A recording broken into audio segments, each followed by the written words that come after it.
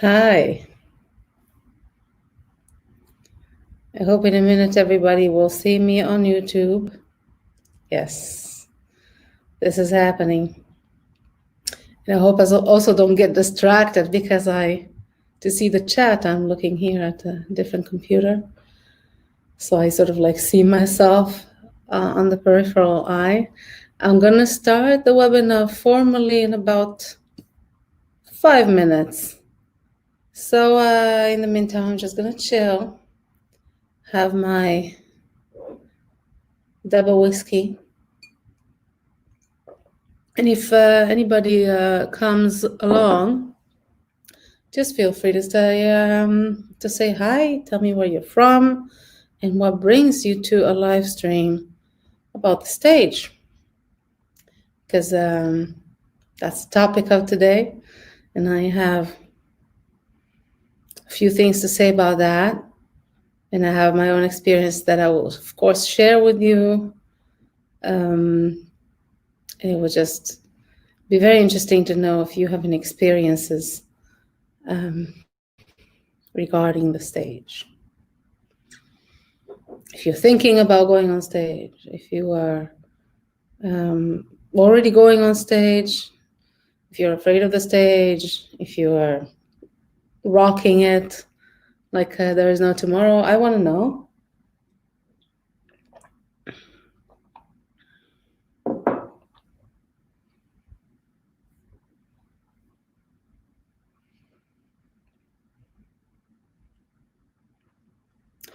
And in the meantime, I can say that this live stream is in celebration today.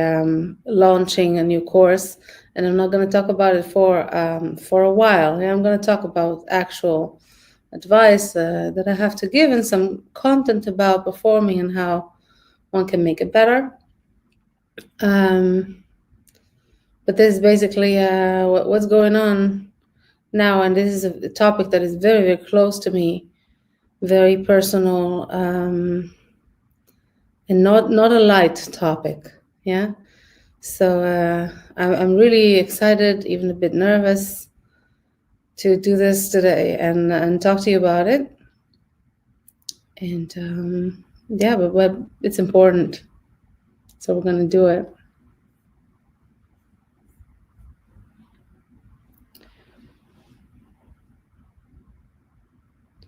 Yeah, my journey on stage began when I was about 21. I decided to take voice lessons, and I decided to take voice lessons for fun. I didn't really want to do anything professional with it. I didn't want anyone to actually know that I was taking voice lessons because I was so scared of people hearing me. But I very soon after starting the lessons changed my mind because the way it made me feel was so intense that I realized there's nothing like it out there, and I have to do it. So I just launched my journey to being able to stand on stage. I'm going to tell a little bit more about the first years of that journey and how long it took me to actually be able to do that and then to actually get good at it. But it was not a smooth ride, I'll tell you that. Trying to see if there is if the chat is properly functioning.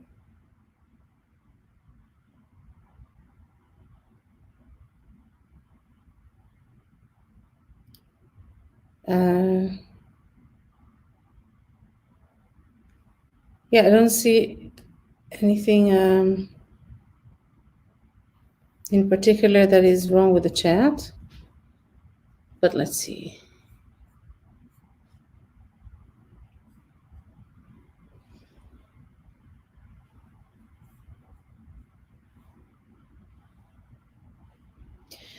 Yeah, if anyone is watching this, then you can already type in a comment just so we can see that it's all working fine, and that I can also take questions at the end of this.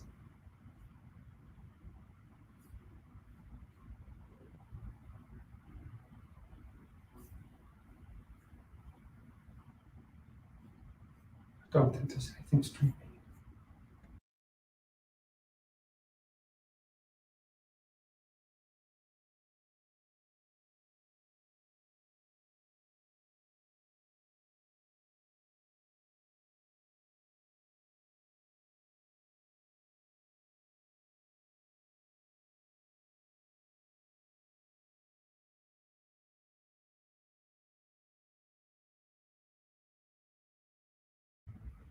Probably there's some technical difficulties here, so hang on a minute.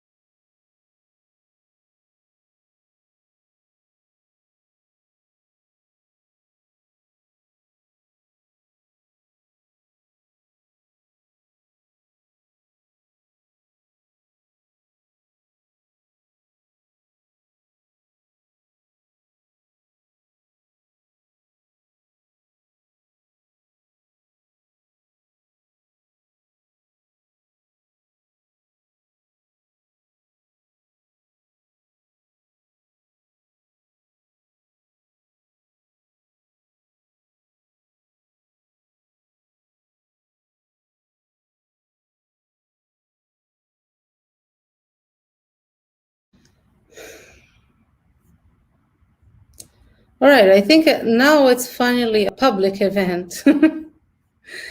This is my first time streaming on YouTube, so I admit I have no idea what I'm doing. I thought I published it, but then it was unlisted. So now it's public, and I hope some people can see it now and can actually join. We're doing a webinar. I'm doing a webinar from SingWell.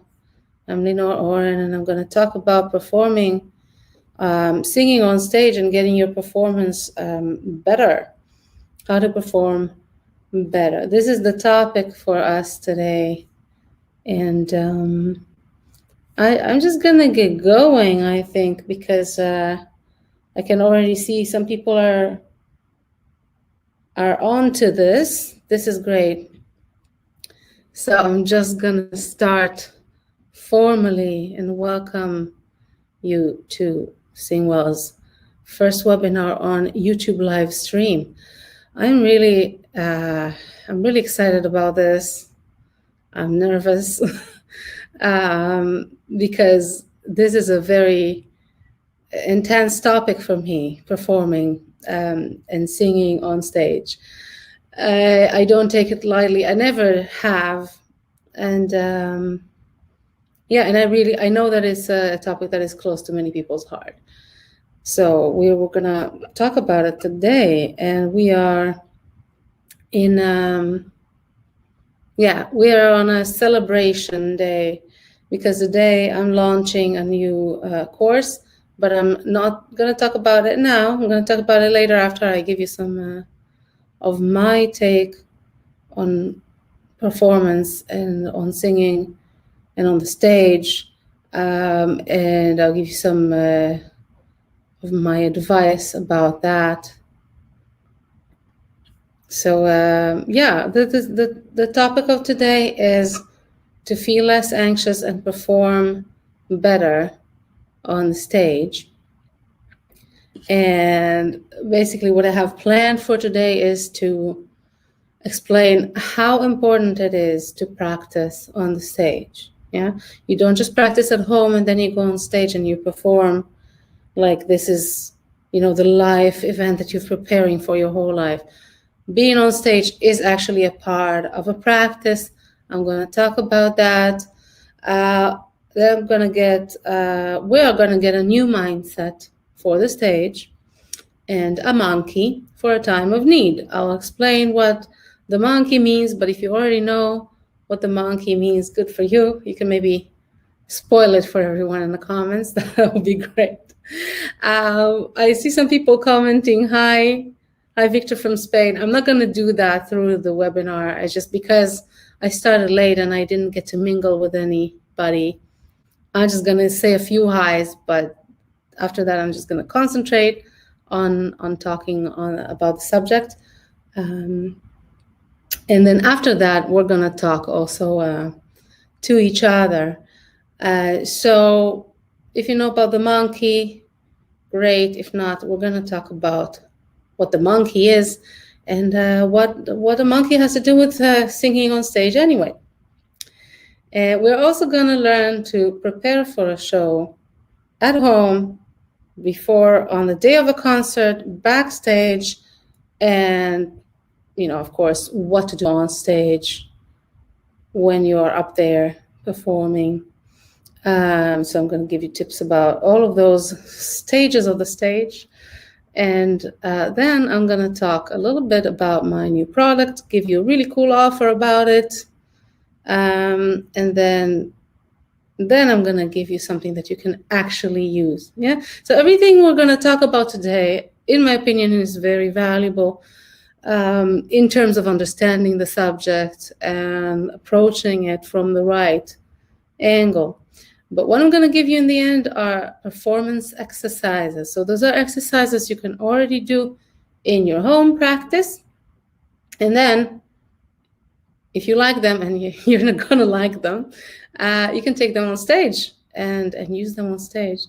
And they are awesome, even though I did say so myself. Then we're going to have some time for questions. Now, if you have a question, by all means, type it already in the comments, but please write the word question before, because there's a chat here of people just typing in different things. I'm a very slow reader, so just to make sure I don't miss any of the questions, type in the word question and then ask whatever you want, and I will gladly answer. So let's get started. I want to talk a little bit about my struggle in singing, arguably the biggest struggle of my entire life, which is to get over my stage fright. So when I started out, I was 21. That's considered late if you are training for to be an opera singer. But I had to do it. I felt a great passion for it that could not be denied anymore. So I knew that I was extremely afraid of singing in front of people. And then that still I had to do it. So I had to get over whatever anxiety that I had. And from that moment when I reached that conclusion, I started a journey that was, very, very long, to put it mildly. And the first 3 years, that's what it took for me to get to a point when I have a good performance, or what I can call a good performance. But actually, it was the beginning of having sort of a good performance. Yeah, it's all relative, right? So the first 3 years were just wishing for the best, going on stage and just hoping it's not going to be horrible. And then after 3 years, I got a little bit of a feeling what it can be when you have a little bit of control of what comes out of your mouth. Yeah, let me give you just a quick overview of what happened in those 3 years. So I basically I knew that I had to go on stage as often as I can to sort of like get used to it, yeah, and come to the point when I'm able to do that in front of people. And it took about a year until I was able to formally, invite friends to a concert that I gave. It was just friends, but I still stood on stage and they were all looking at me. For me, it was a very, very difficult thing to do. I did it. And then it took another year after that until I was able to invite my family. And that was an even bigger deal because my family was the one that I was most shy from with regard to my singing. Specifically my dad, because it's a bit of a long story. You can read about that in my about page on my website. But basically, he just wanted me to sing so badly, and I decided to do the opposite of that. Yeah, so I developed that fear of him specifically listening to me, and and people in general listening to me. So after 2 years, I was able to invite him and my family to a concert. It was a really nice closure experience. But that it was still, I could not really say what kind of a performance it would be. Yeah, my solo was very short, gladly. So it was not like a high stake kind of performance that if I do badly, it will be a disaster. And it wasn't so bad. It was also not so good. It was fine. It was just fine. It took another year after that until I stood on the stage, and then I realized, here I want to make this phrase a little bit, different. And my voice actually did it for me. Yeah, my voice started obeying me sometimes during the performance. Yeah, usually I will just be, in a shaky situation, and if the voice comes out and I don't run out of air, or even if I run out of air, if it's just sort of like passes, then I would be happy. But this time I could do a little more than that. I could express myself with my voice sometimes, yeah. But that was huge, and I felt that I was performing for real now. It was an ecstatic experience, and I got really, really good feedback also from the conductor on that day. He said that he thought I had a future.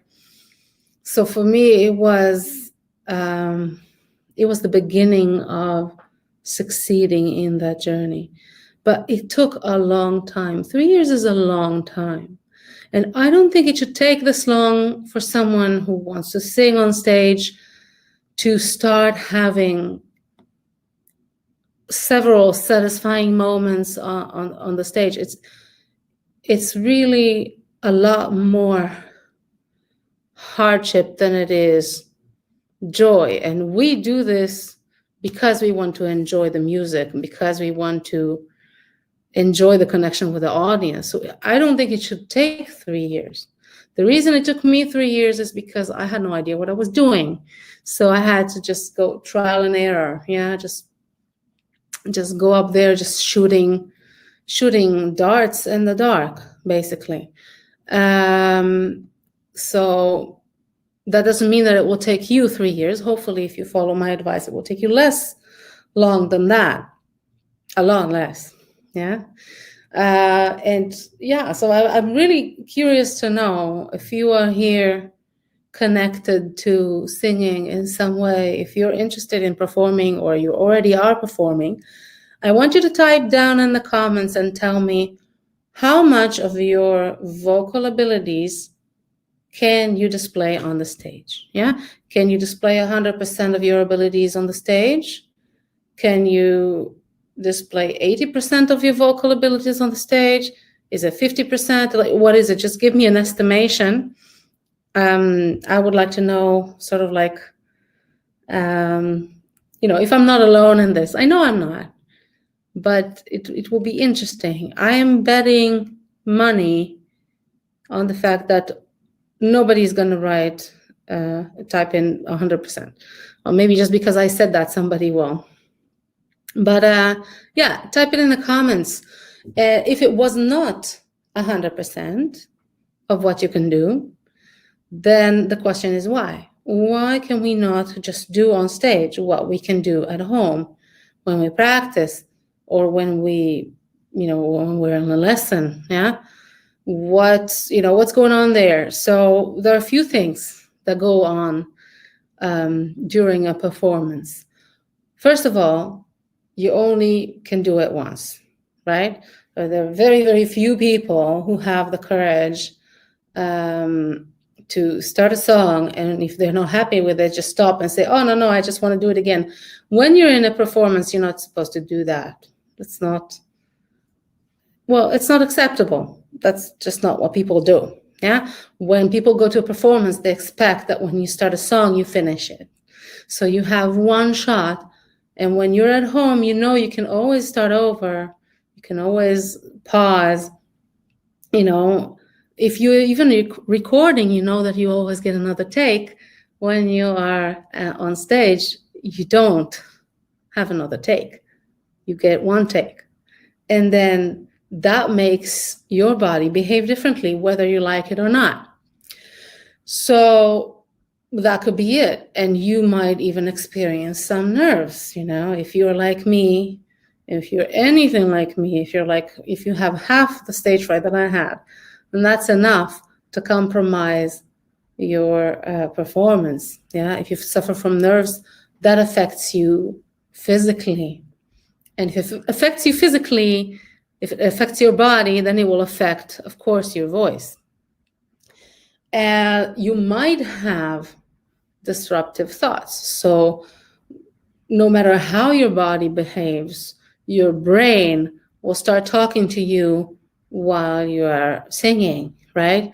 And start telling you how badly you're doing. So, or I don't know, start talking to you about the weather. We cannot help our thoughts. So those can really get in the way when we're trying to do something. Yeah, when trying to give a performance. Those thoughts are not going to help, to say the least. And there are other things, unexpected things that can happen. Yeah, someone, can walk out of the room, come in the room, the phone can go off, a bird can fly in, whatever.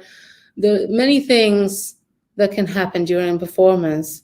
You're looking at the audience and you don't like the way they're looking back. Whatever it is,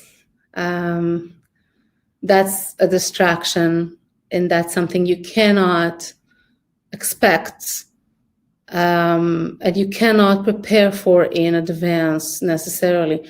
Those are things that are going to happen on the spot, and you need to be able to deal with them when you get there. I want to say something about the nerves. I put a poll here. It says here 40 days ago, but it's not 4 days ago. It was a couple of weeks ago. I put a poll here on YouTube asking all of you, what is your biggest struggle on the stage? Yeah. And the vast majority said, I don't know if that's considered a vast majority, but certainly a majority said that they suffered from nerves before and during a performance.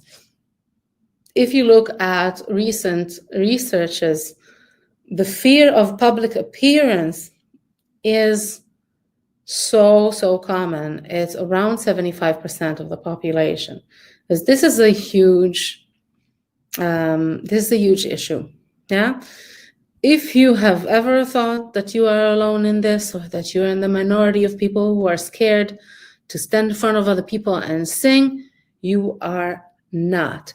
And yeah, it's very, very human. So just so you know, this is something that almost all of us face to a certain extent. Yeah.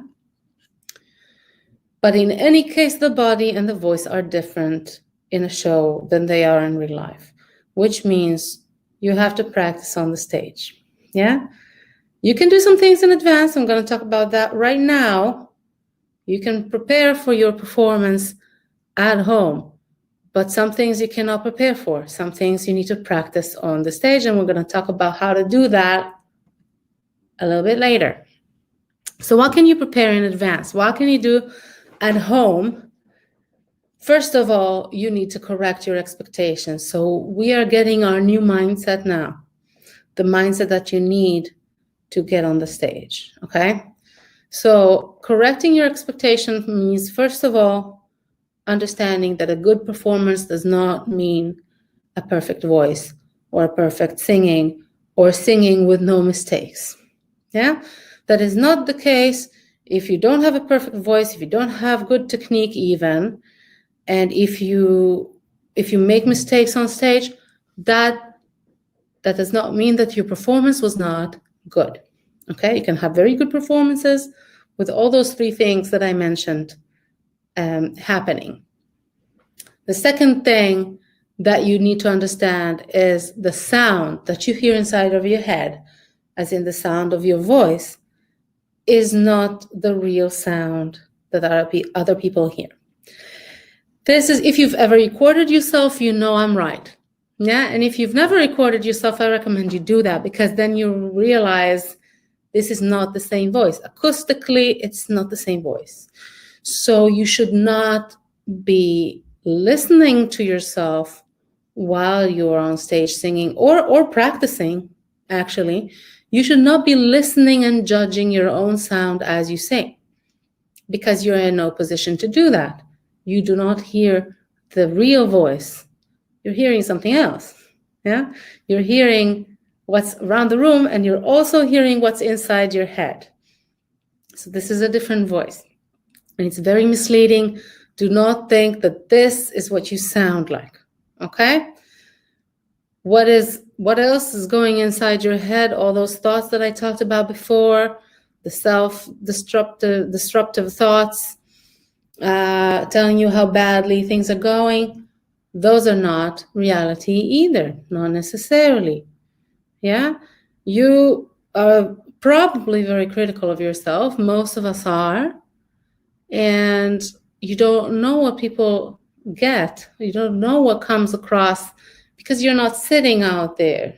Yeah, you are standing there on stage being all critical, probably also holding yourself back from actually doing the performance because of all those thoughts and all those distractions, but you don't actually know. And I had a lot of experience with this. I have had many performances in which I was convinced I was doing very poorly. And then later on, the genuine feedback I got from the audience showed me that I was missing something. Yeah. So, I mean, some people are just polite and they come to you and say, "Oh, that was very nice." Yeah, but some people come to you and they say things that they don't have to say. Yeah, like, "You gave me goosebumps," or going into detail about how they liked your singing, and so you don't know what they are receiving. So don't even waste your breath. Don't even waste a split second thinking about it while you're up there on the stage. Sometimes I could even listen to my own recordings and realize that it was not as bad as I thought. So sometimes it can also be the other way around, but it usually isn't, because we are so critical and harsh with our own performances. So at the moment, when you're on stage, don't do this. Don't judge it. Yeah. So we talked about what is not a good performance. Yeah. A good performance is not necessarily perfect voice. It's not necessarily lack of mistakes. So what does make a good performance? Well, if you put yourself in the point of view of the audience, when you're in the audience, when you're watching someone that you really enjoy watching and listening to, what do you enjoy? Yeah. So if you think about it from this angle, you realize it's actually not those things that I thought about. Yeah. We're looking for expression, preferably real expression, personal expression of that artist. We're looking for musicality if it's a musical performance, right? So we're looking for musicianship. We're looking for an understanding of the art, yeah? That the performance has something to say about that art. And very important, we're looking for charisma and confidence. Yeah. So when you are preparing for a show, when you're up there giving a show, you might be hesitant to give that idea of charisma or give that vibe of confidence because you're afraid that you might look arrogant. Yeah. You don't want to stand there like, I know everything, whatever. But you should, because when you think about it, that's exactly what you expect from a good performer as an audience member. So just think about it. How many singers do you like? Not just singers, any performers. How many performers do you like who show insecurity on the stage? I'm betting 0, right? It's not very appealing. When we see someone that is confident on the stage, it makes us feel confident. Yeah. If we see them insecure, we're getting insecure, and we're starting to ask ourselves, what are we doing here? Why is this person standing there and putting me through this? Yeah. We don't need that. Yeah. We need confidence from performers. So that's something that I would actually recommend you fake until you make. That confidence, because without that, you cannot establish the connection between you and the audience, or at least it's going to be very, very hard to do. All of those things that I just said, expression, musicality, charisma, they are all true because of what I call the lining effect. And that means, first of all, the eye sees.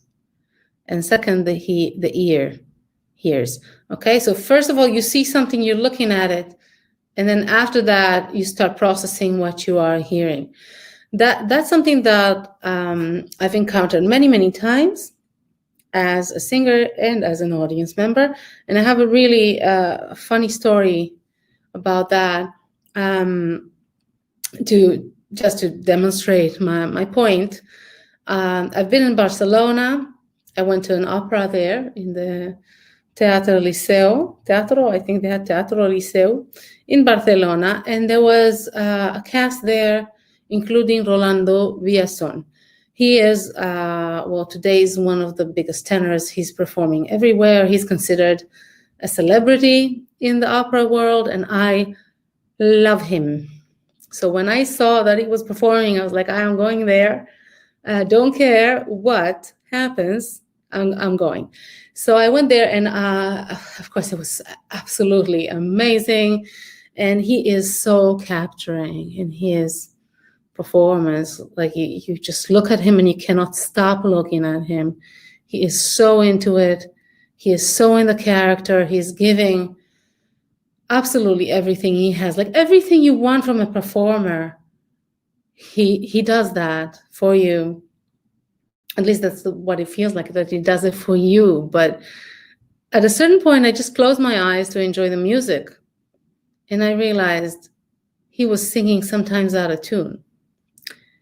Now that just blew my socks off. Like, how is it possible? First of all, how is it possible that one of the greatest tenors is singing out of tune, almost a note per phrase? And second, how is it that I'm a professional singer, or training at least as a profession at the time, I couldn't pick up on that while I was looking at him?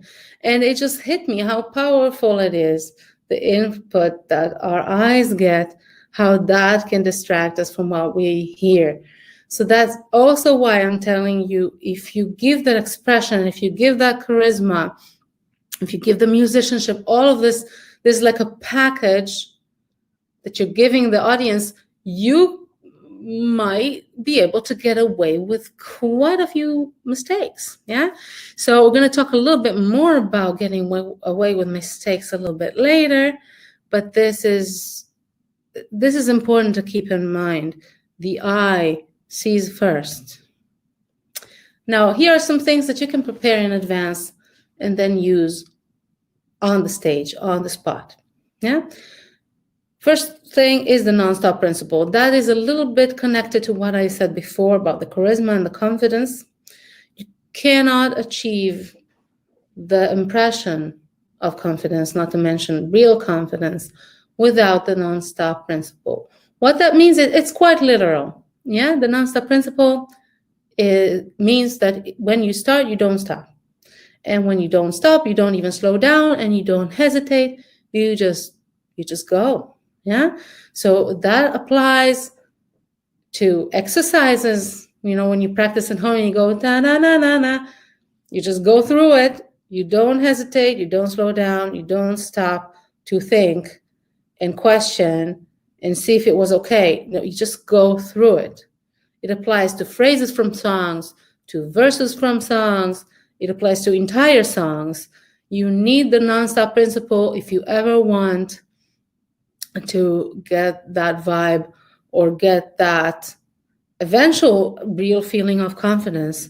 But most importantly, if you want to make your performance a complete thing that people are going to look at and say, okay, that's a performance. That was not a shaky experience. Yeah. That was like a solid, integrated thing. You need the non-stop principle. Yeah. That thing, as I said, because you can do that on exercises and you can do that also on phrases, you can start doing that already when you practice.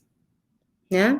So you should have a way to evaluate what happened after you sang whatever it is that you sang. But during the singing itself, you're not evaluating, you're not judging, you're not starting to go like, oh, that was bad. No. You just do it. Yeah. And you'll see, by the way, that will really upgrade eventually your technique itself. Yeah. When you are stopping in the middle, when you sing, when you're slowing down, you are giving yourself a chance to screw it up, basically. Yeah. When you don't stop, you're giving yourself a higher chance of getting it right. So go for the nonstop principle. Yeah. Just start already from today to do that.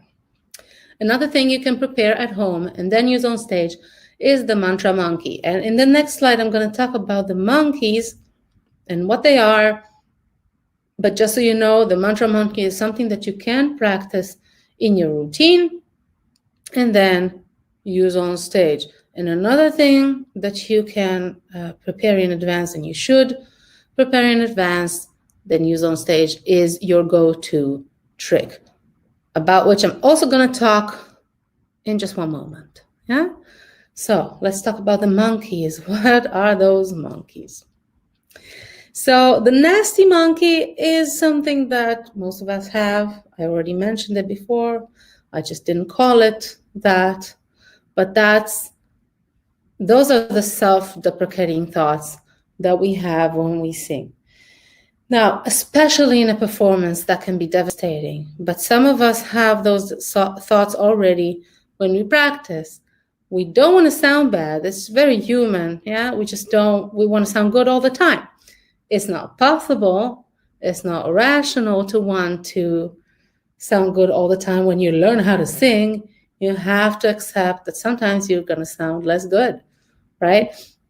But we don't like that. So whenever we think we sound bad, those thoughts start to come in. And those thoughts I call the nasty monkey. It's just a monkey starting talking to you, telling you how you made a mistake, how this is not going well, how the audience doesn't like you, how everybody's going to think you're horrible. Yeah.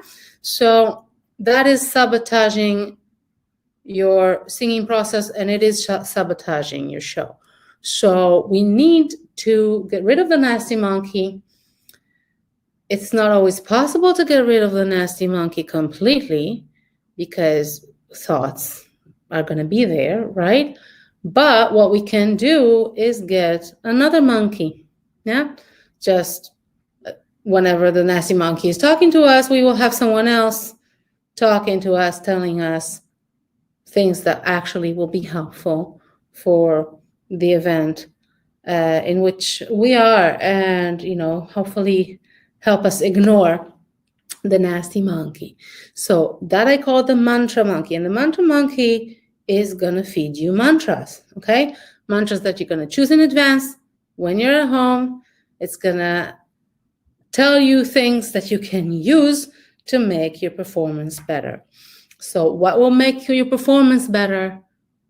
We talked about what makes a good performance. For example, the non-stop principle, right? So the mantra monkey can tell you, these are just examples, what I'm giving you here, but they are very to the point, yeah, with respect to what we need for a performance. Yeah, so many people can use that already, and of course you can also change it, yeah, if you like. But if your mantra monkey is going to tell you, just keep going, yeah, then that's going to help you with the non-stop principle. If a good thing in a performance is to express yourself, if that's actually a goal for many people, to be able to be expressive on stage, that's something that I hear a lot, by the way, from singers. So if that's something that you value, and it should be in a performance, then the mantra monkey can tell you, just express yourself, yeah? Or something like think of the text, or think of the music, or think of the nature of the event, something that gives meaning to your performance. Focus on that. The monkey can remind you of that. Another thing he can do is remind you to go to your go-to trick. So of course you're going to teach your mantra monkey what your go-to trick is, and then the monkey can tell you, do it. Yeah, I'll give you an example, and we're going to the next slide when I'm talking about the trick. Okay, so your trick is a technique that you have practiced and you know that it works most of the times. If it works most of the times at home, it's very likely to work on the stage. So you should basically take something that already works, yeah, and use that on the stage. For example, for me, what helps when I'm on stage and I get nervous and I start accumulating tension in my chest and shoulders and jaw, I just have one thought of relaxing down. Yeah, so I already practiced that trick. I'm just thinking basically jaw, neck, shoulders, chest down, and I did that enough time that I can do that in one thought. Yeah, it's not multitasking for me. So that's something that a monkey can just say to me, just do this. Yeah, just do this, just go down. Yeah, so that is your trick, and the mantra monkey can remind you of that. Of course, you choose the trick in advance at home when you decide what helps you the most. So we have prepared in advance. We've prepared stuff that we can already use on stage. And what do we do on a day of a performance? So I just have some quick tips for you. Everybody will find different things that help them on the day of the show, but some basic things that I think everyone should keep in mind. You need to drink water. That's obvious. You don't want your throat to get dry when you're on stage. If nerves are a factor, then that's even more of an issue. But you should hydrate in advance. What that means is at least 2 to 3 hours in advance. Because when you drink water, your throat is not going to become less dry right away. It doesn't work this way, yeah, because the water is going through the esophagus, not through the air pipe, not through the trachea. Thankfully, right? Because otherwise you will drown or choke. So we don't actually put the water through the vocal cords and the larynx. And this is the area that we want lubricated, right? It takes time for the system to get all parts of the body, get their share of the water, including your throat, your trachea, air pipe, your larynx, your vocal cords. So at least a few hours in advance, you make sure you drink your water. If you want to drink water before the stage, that's also fine. As long as you don't do that too much, so you have to go pee in the middle of your show. But don't expect that to be effective. That's all I'm saying. Yeah. Another thing you should do is eat something. Yeah. Some people on the day of the show, they don't have a big appetite. I am a person that always has a healthy appetite, except for the day of the show. On the day of the show, I'm not hungry. But I know that if I don't eat, I will regret it later, because the combination of having no fuel in your system and high levels of adrenaline is not a good recipe. And I've seen people faint on the stage. Please don't do that. Yeah, just eat something. If you don't have a lot of appetite, just eat something light. Yeah, I would go, if I had a show in the evening, I would make it a tradition to go and have sushi for lunch. That's just an example. Yeah, you can do whatever you want. You don't have to stuff yourself on purpose, but just have something in your system.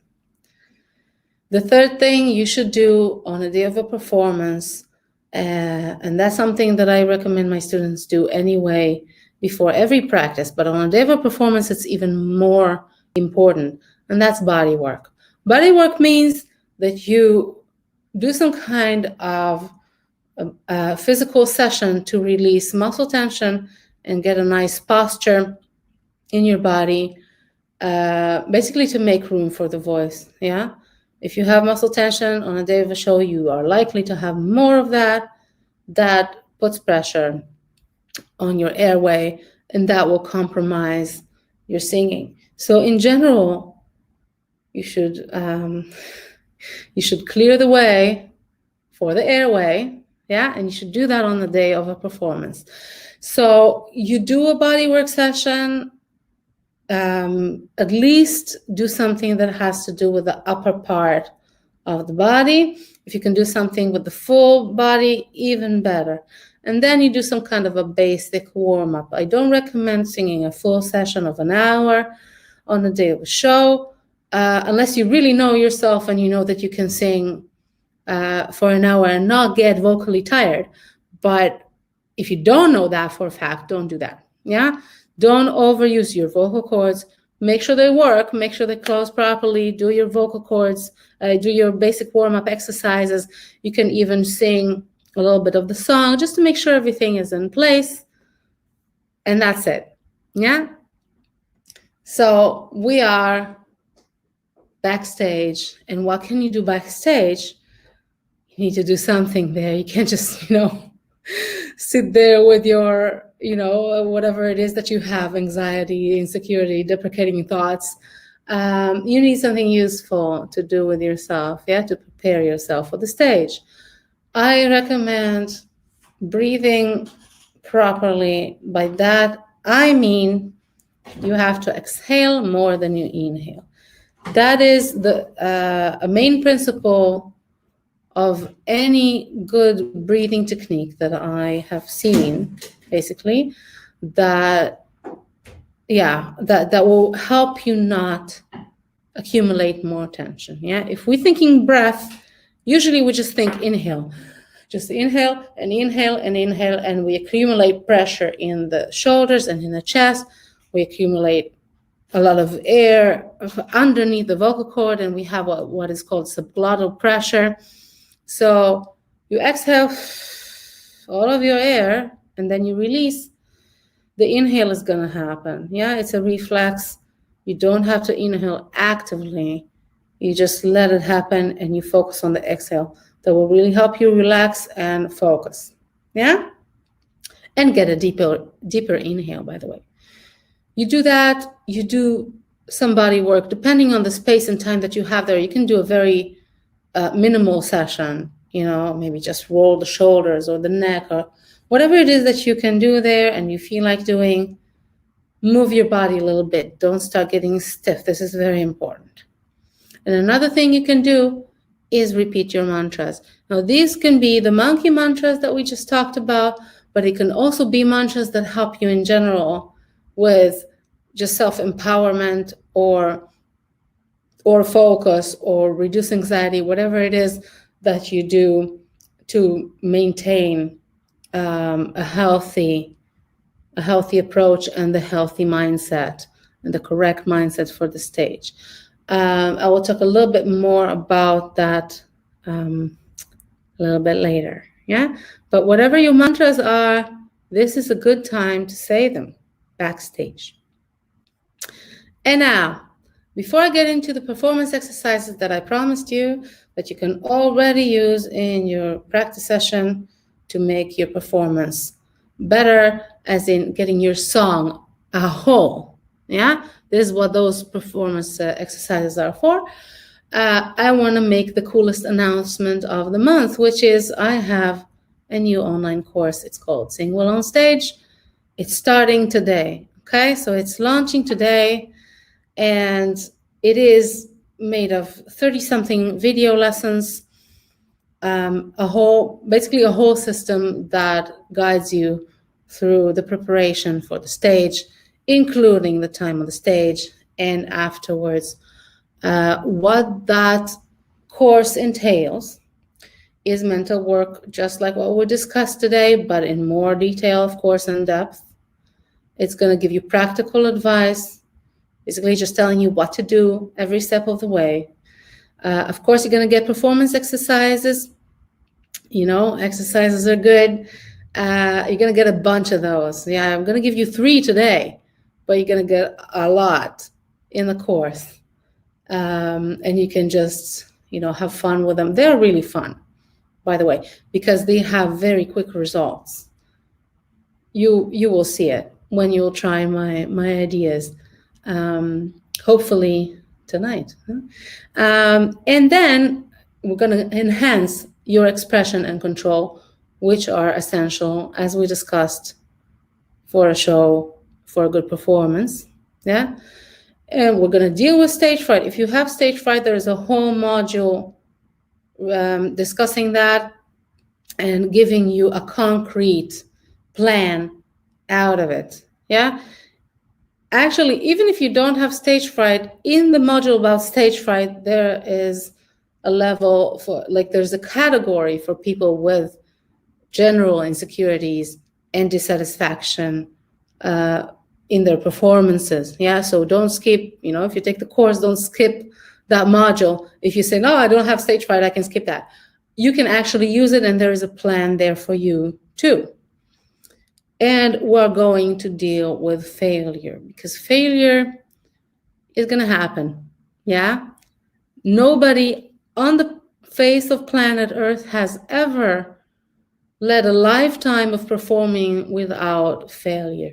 That is not possible, and I'm right, so don't even expect it. Yeah, what you need to do is know how to deal with it, and we're going to do that in the course. So this course is for you if you are afraid of performing, or if you already are performing but you are not happy with the results you get on the stage, which most people are not. And I assume that if you're watching this, you are also not. If you aim for just informal, small stages, non-professional stages like karaoke or family events, or just basically just sing for fun, if that is your goal, this course is definitely for you. If you are aiming for a professional stage, this course is definitely for you. I've been there, okay? I made the excruciating journey to the professional stage, and I want to make sure that if I can help it, I'm the only one who will have to suffer so much.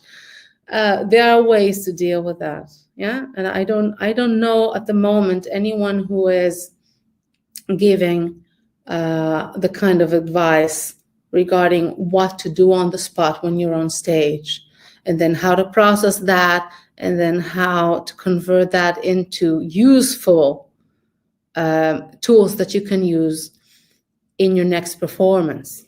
Yeah. I want to quote just a couple of people who took workshops that I've done regarding the stage in the past. Yeah. So Fatima says, Lenore's stage fright workshop gave me a new awareness of how I'm facing the audience. Furthermore, it provided me with handy techniques and insights. That was one evening workshop. Yeah. This is not an entire system of a course, but just in a couple of hours, I gave some exercises, I gave some tools, and she felt like now she has more control over the situation. Yeah. And it gave her a new awareness of how to approach the stage, which for me is very important. That's also the goal for me in the course, is that you start approaching this in a productive manner. Anna says, the final exercise of the workshop evening was a short, quickly prepared presentation. Incredibly, I could do it, something I would never have guessed at the beginning of the evening. That's when it struck me, if I can make such a progress in a short period of time, imagine what else is possible. This is a very important point, yeah? That's such a liberating feeling. It is. It's a liberating feeling to know that you can apply a few pieces of advice and already see results within, again, this is one evening. This is a one evening workshop. In the beginning of the evening, she didn't think she could do it. In the end of the evening, she could do it. And she could not believe herself, yeah? So just that feeling of being able, yeah? Feeling of capability is priceless, yeah? And then imagine what happens if you go through an entire system, an entire course. So that's what this course is going to do for you. And I'm offering it for the next 9 days only. This is the launch period. I'm offering it for $67 instead of $127. This is, as I said, 30-something video lessons. This is a thorough course. It really takes you through a transformation progress. So this is a sizable course, yeah? So even the full price at the moment is not representative of what this course is worth, in my opinion. And you get it for 50% off, basically, yeah? I'm going to, of course, link to it in the comments later, and you can go to my website, singwell.eu, and see it there. Yeah. But don't rush to get it under any circumstances possible, because there are a few circumstances in which this course is not for you. Okay.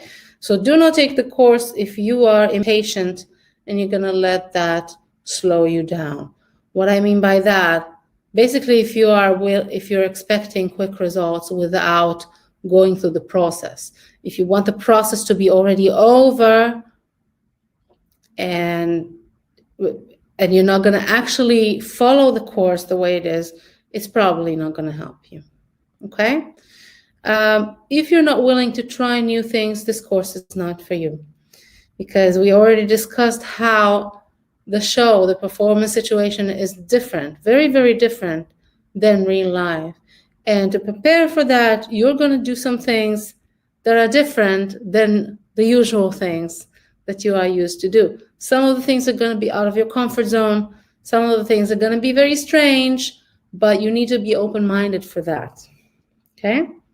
However, if you do take the advice, if you do follow the course, you will know what to do every step of the way. As I said, I'm giving you a very detailed guidance to what to do at home, what to do when you know that a show is coming up, towards the show, what to do on the day of the show, what to do backstage, what to do on stage, what to do after the stage to prepare for the next one, every step of the way. You will have a concrete plan to the schedule, yeah? Me telling you what to do, how often, and so on to improve your show, yeah? And as I said, it's also structured via the level in which you are in, yeah? So we are different people. Some people have severe stage fright like I have, and some people have something completely different that they have to struggle with. But I put it in categories, and you can place yourself in the plan that will help you, and it's all there in the course. We turn your experience of performing enjoyable. This is the main reason why people want to perform. They want to enjoy. I don't know anyone who wants to perform because they want to suffer. Yeah, we want to enjoy our performance, and this is my goal for you in this course. We're going to work on that. Yeah. And then, of course, you're going to get support from me. I'm not just dumping this course on you and leaving you hanging. You can always ask me anything in the comments. You can write me personal messages if you don't feel secure enough to share them with other people, even though I recommend that you do, because part of that, of the effectiveness of the course, is being supported by other people who are improving their own performances. But I'm going to be there to brainstorm with you, to figure out plans for you, to basically help you make this process as suitable for you and as effective for you as possible. Yeah? So I'm there all the time. And that's all I have to say about the course. So you can take a minute and think if you want to go and get it. It's a SingWell.eu. Let me see if I can write that here. Sorry, no, I did something stupid. Yeah, don't mind that. It's a SingWell.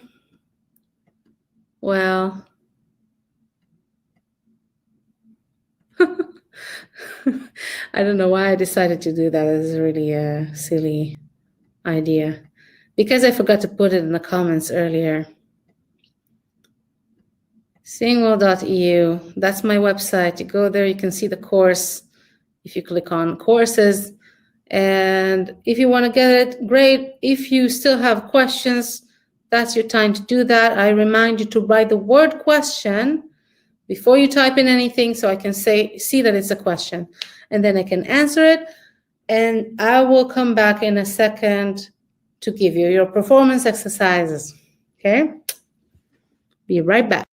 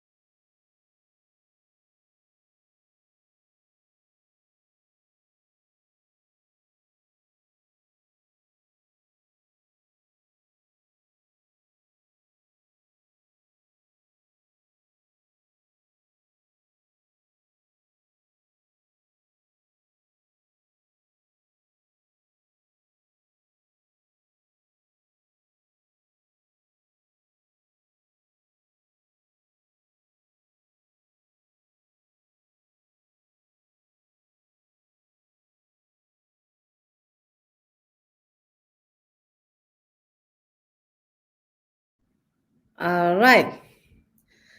I am now back. We can stop this.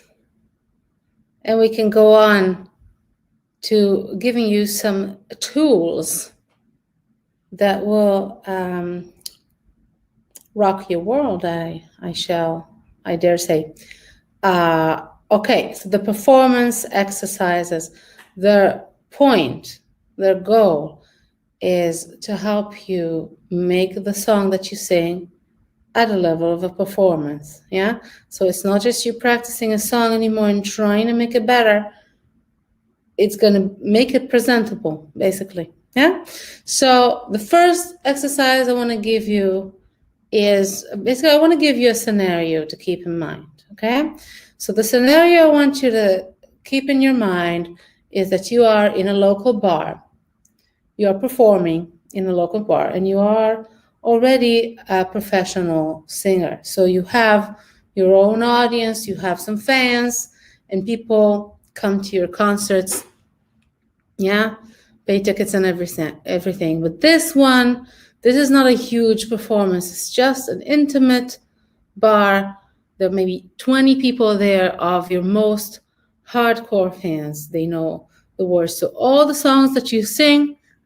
They absolutely love you.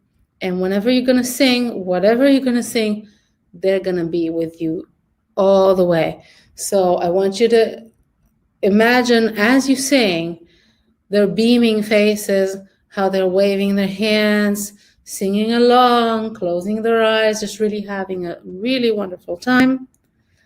And that's how you sing the song. Yeah? So that's one thing you can do. The second thing is what I call, damn, I'm good. Yeah? So this is a mantra. And you are going to say this sentence to yourself, damn, I'm good. You're going to say that in the intro, if there is an intro to the song. You're just going to say that to yourself, oh, I'm so good. Yeah? When you take your first inhale before you sing, you're going to say that to yourself. And then you're going to say that between the sentences as well. Yeah? So you just keep telling yourself how good you are while you sing. Now, I'm going to tell you straight, this is not going to work for everybody in the beginning, because some people are not comfortable with that thought that they are good, because they are so convinced that they're not. Okay? If that's your case and it doesn't make you feel comfortable saying this to yourself, there's an alternative for you. So instead of saying, damn, I'm good, you're going to say, damn, that's a good song. Okay? But I'm talking like levels of enjoyment from the song that you see in a band on the stage when the singer is going to the guitarist and going like, yeah. That level of enthusiasm is what I want, either from you as a singer or from the song. Okay? Just pure ecstasy, pleasure from the music itself. Yeah? That's the second scenario / exercise that you can do. And the third one is what I call drunk in the car. That's one of my favorite. And you basically just imagine that you're in a car with your friends and you're all drunk. Okay? Not the driver, of course, because the driver can be drunk too. It's a fantasy. Who cares? Whatever. So you're in the car, everybody's drunk, everybody's laughing, and the radio is playing, and suddenly there's that song that everybody loves, and that's the song that you're going to practice. And when that song starts on the radio, everyone in the car, including you, starts singing, and you're doing what I call like the silliness competition. Yeah, so you're like competing with each other, who is making weirder faces, sillier noises, just go bananas, absolutely crazy with this. You don't care at all what you sound like. On the contrary, if you really suck, then it's really funny, then you probably win the competition. Okay? So that's the drunk in a car exercises.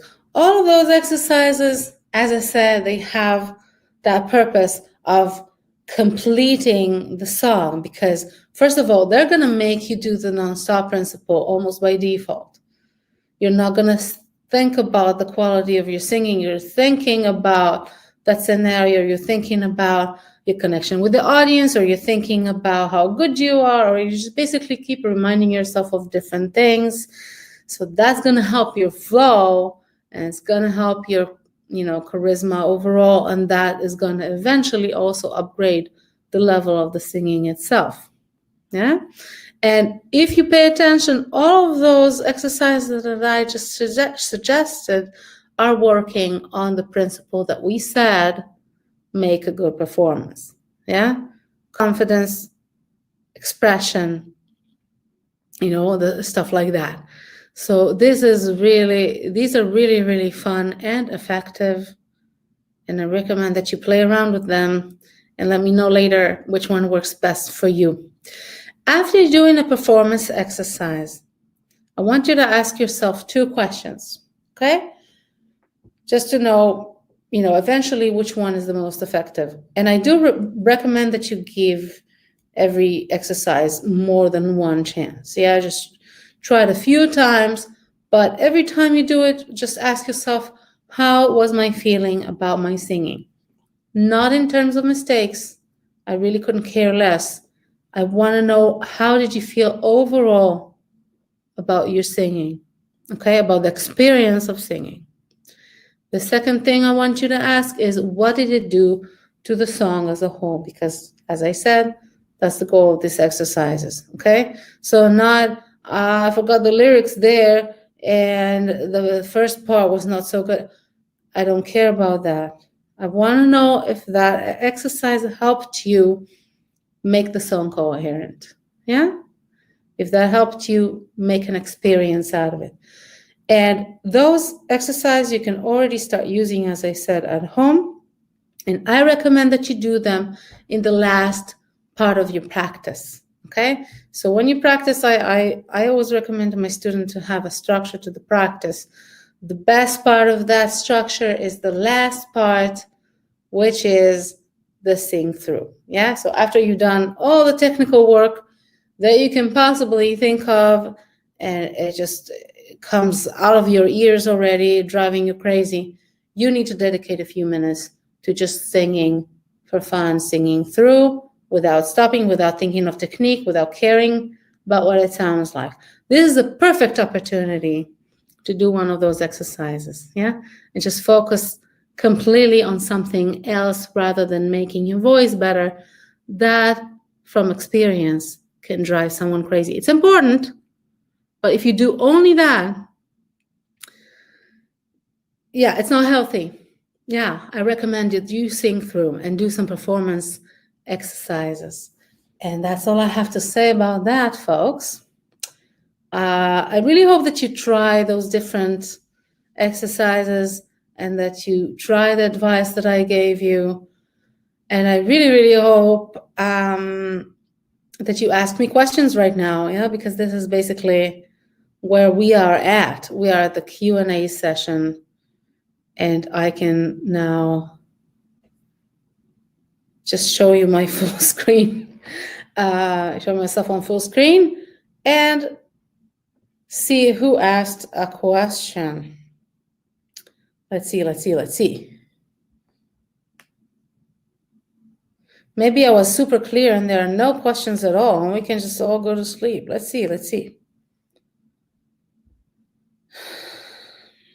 Yay.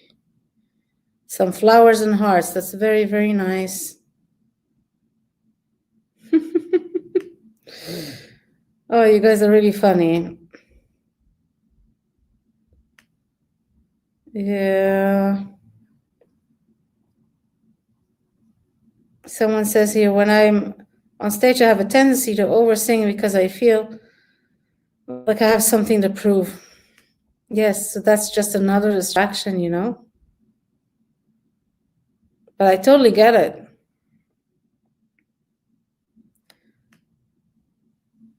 Okay, I'm trying to find the question. Nobody here wrote the word question, so I really have to go through them one by one.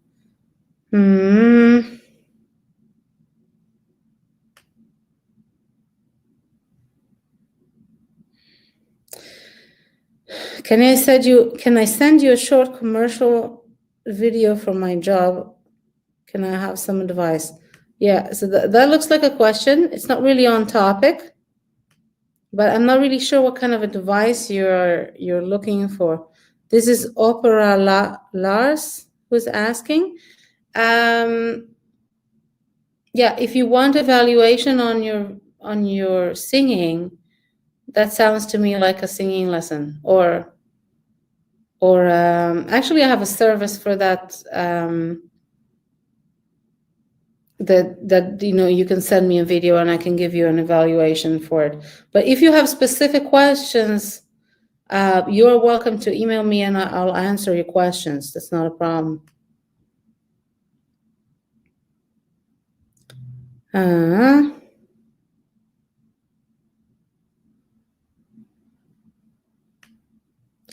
I think I might not see all of the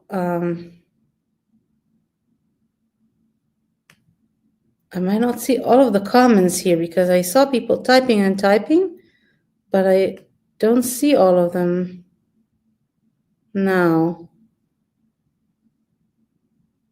Not sure what's going on.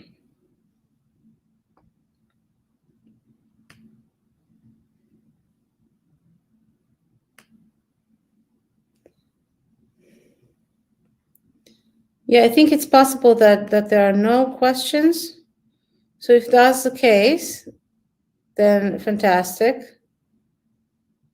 If you remember something later that you want to ask me, don't hesitate and just send me a message through the website singwell.eu, and I will answer you for sure. 9 days of 50% off start right now on the course, and all is left to do is really thank you guys for being here. I just want to make sure I'm not missing anything because that would be a real shame. Someone says here, I want to sing like Dimash. Teach me, please. I need to tell you, you need to know this, okay? If you want to sing like Dimash, he practices like 6 hours a day. Like, this guy is crazy. You can't, you can't reach that kind of level without practicing. And this is a guy with talent, obviously. But if you want to get to the level of Dimash, you just prepare yourself for craziness of hard work. Yeah? If you want me to teach you, contact me through the website. I'll teach you. No problem.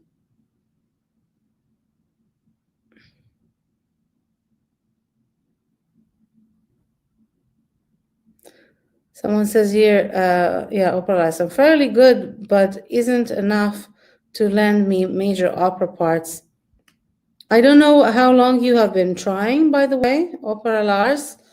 I don't know how long you've been trying to get parts. I don't know your background, but it's very, very expected that you start with small roles, okay? And if you've been going about it for a long time and it's really about the level of your singing that you need to upgrade, then that's something that you might want to look into. Maybe the level of your performance is what makes the difference here. Because as I've already established, when you can have very good technique, but you don't show it, right? When you perform, or you don't deliver all of it, or something is missing from the performance as a whole, or something in your charisma is not there. So they will give the big parts to the people with the charisma, to the people with the real expression, with coherent performances, right? So yeah, it could be a technical thing and you can work on your technique. By all means, do that all you want, but then eventually you're going to have to upgrade that by making it a professional performance, and that's a different story. So for what it's worth, you might want to look into that.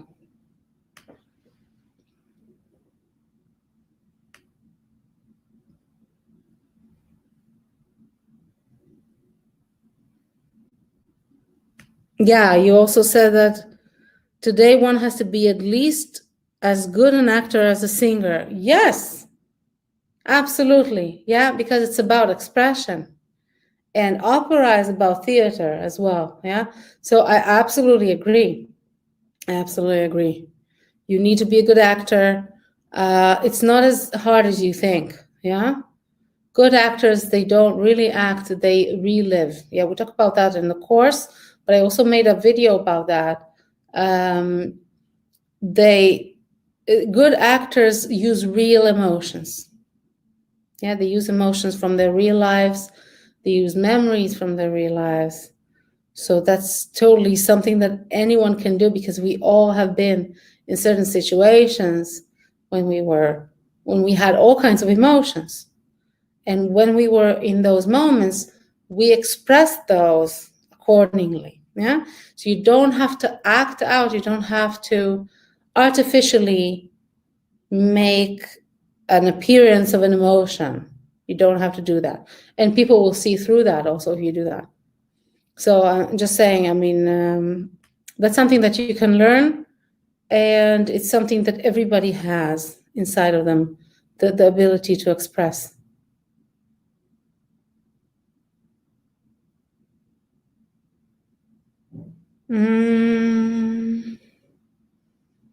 Yes.